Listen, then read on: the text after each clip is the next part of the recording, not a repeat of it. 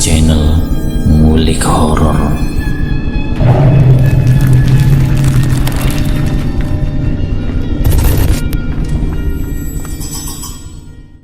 Assalamualaikum warahmatullahi wabarakatuh. Kembali lagi di channel Ngulik Horor. Channel ini menceritakan tentang kisah-kisah misteri. Kali ini saya akan membawakan kisah misteri yang ditulis oleh Ed Pesugihan. Kalian juga dapat mengunjungi page beliau langsung ya. Nanti link saya akan sediakan di kolom deskripsinya. Oh ya, di dalam cerita ini nama dan tempatnya disamarkan semua ya, untuk menjaga privasi pihak yang terlibat di dalamnya. Yuk daripada kita lama-lama, langsung saja kita simak ceritanya. Bismillahirrahmanirrahim. Kali ini saya akan membawakan kisah misteri yang berjudul Hutang Ratusan Juta Lunas Dalam Semalam oleh Bantuan Mayat.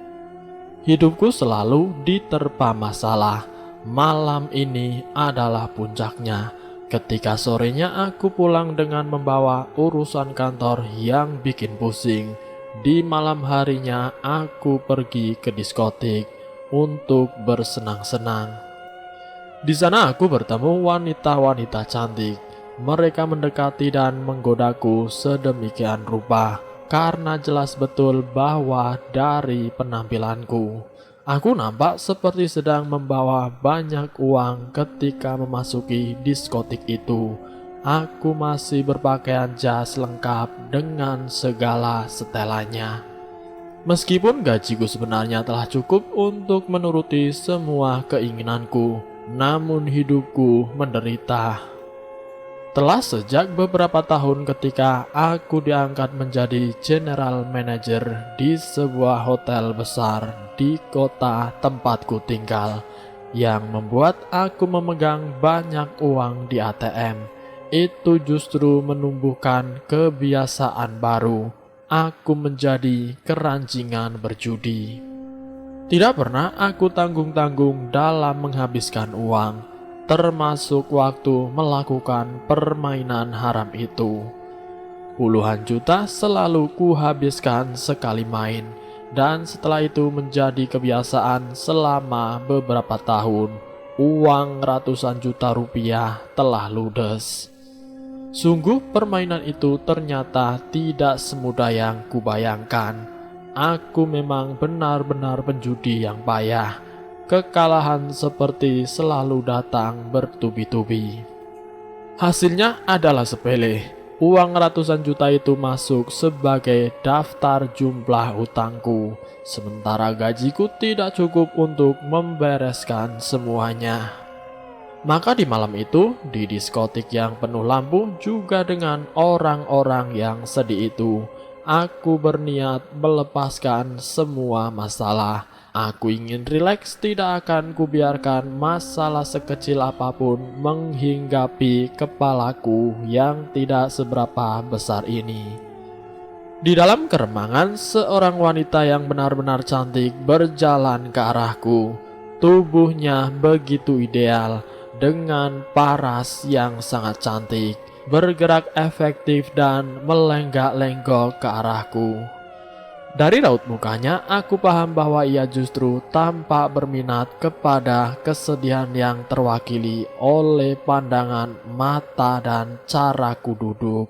Singkatnya, wanita cantik ini terlihat hendak menghilangkan kegelisahanku soal hutang yang banyak itu. Aku punya rencana, kata wanita itu kepadaku. Pulang dari sini, bawa dan antarkan aku ke sebuah tempat. Tempat itu menjanjikan jalan keluar bagi semua masalah-masalahmu, tambahnya lagi. Mengingat tidak ada lagi hal yang mungkin kulakukan ditambah dengan jika tidak kulunasi lusa, aku bakal dijebloskan ke penjara. Lalu kemudian ku terima tawaran wanita misterius itu. Maka sepulang dari diskotik, aku ajak wanita itu naik ke mobil. Namun di dalam mobil badanku terasa amat merinding. Tidak seperti wanita di diskotik yang banyak menggoda dengan kelakuan dan bicara yang membangkitkan gairah. Dia hanya diam 1000 bahasa. Di perjalanan ia tidak mengatakan sepatah kata pun.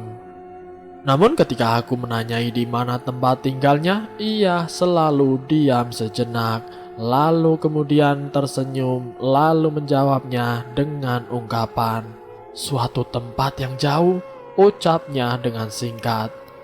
Tampaknya ia tidak berminat pada obrolan basa-basi. Maka aku pun berpikiran positif saja kalau ia benar-benar tulus menolongku. Semua hal berjalan tidak terlalu mengagetkan. Sebelum ketika ia memintaku berhenti di sebuah kuburan sambil mengucapkan kalimat, "Disinilah tempatnya." Maka berdasarkan kalimat itu, kuburan itu ialah tempat yang ia janjikan bisa melunasi semua hutang-hutangku. Di titik itu, ia sekonyong-konyong menyuruhku menuju sebuah nisan. Di sana aku dituntut melakukan sebuah ritual yang mirip dengan ritual pesugihan. Lalu kemudian wanita itu menyuruhku untuk memejamkan mata, mengucapkan serapalan mantra mengikuti kata-katanya, dan aku duduk bersila selama puluhan menit. Sesaat sebelum mulai memejamkan mata, ku intip sebuah nama di nisan, Dewi Putri Kusuma. Tidak kusangka ketika aku buka kembali mataku, wanita itu pun menghilang. Di tengah malam yang gelap, aku ditinggalkan sendirian duduk bersila di tengah nisan tua yang mengerikan itu. Sambil bersumpah serapah, aku berlari kelimpungan dan menuju mobil. Kupikir wanita itu benar-benar sialan. Kututup malamku dengan masalah hutang yang aku yakin hampir tidak akan pernah beres dan rasa merinding yang kuat. Namun tidak kusangka bahwa sehari setelah kejadian di kuburan yang mengerikan itu, ku dapat berbagai ucapan terima kasih dari orang-orang tempat aku meminjam uang. Mereka berkata aku telah melunasi semua hutang yang jumlahnya ratusan juta itu. Pikiranku lalu dipenuhi sakwa sangka. Masalahku memang telah teratasi, namun pertanyaan terbesar dalam hidup ini telah mengantarkan pikiranku kepada kengerian. Siapakah wanita misterius yang menolongku itu? Maka refleks ku ambil telepon genggam guna mencari nama orang yang ada di nisan malam itu. Ku ketik nama itu sambil merinding dan gelagapan, dan aku masih benar mengingatnya, Dewi Putri Kusuma. Dan betapa kagetnya dari informasi yang kudapat, perempuan itu ternyata ialah seorang penyanyi lokal yang cukup terkenal di kota tempatku tinggal. Selain pernah mengadakan konser tunggal ke beberapa tempat, wanita itu secara rutin menyanyi di diskotik yang kudatangi kemarin. Ia ternyata telah meninggal 3 tahun yang lalu dalam sebuah kecelakaan mobil yang mengenaskan. Membaca informasi itu, badanku terasa lemas. Keringat lalu seperti mengucur dari mukaku yang gelisah ke sekujur tubuh. Ku banting telepon genggamku hingga rusak dan ku ambil segelas air putih di dapur. Ku pikir wanita itu memang benar-benar sialan. Dan selesai. Itulah kisah singkat misteri yang berjudul Hutang Ratusan Juta yang Lunas dalam Semalam oleh Bantuan Mayat. Jadi untuk kalian, apabila diajak orang yang tidak dikenal, sebaiknya kita berpikir-pikir dulu. Tentunya pemberian dari orang misterius atau yang tidak kita kenal pasti akan ada konsekuensinya. Jadi kita harus tetap berhati-hati. Semoga kita semua selalu dalam lindungan Allah Subhanahu wa Ta'ala.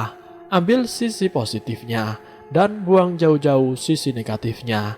Terima kasih sudah mampir di channel kami. Jika kalian tertarik dengan video kami, silahkan tekan tombol like, share, dan komen. Tekan subscribe untuk mengikuti video kami selanjutnya. Wassalamualaikum warahmatullahi wabarakatuh.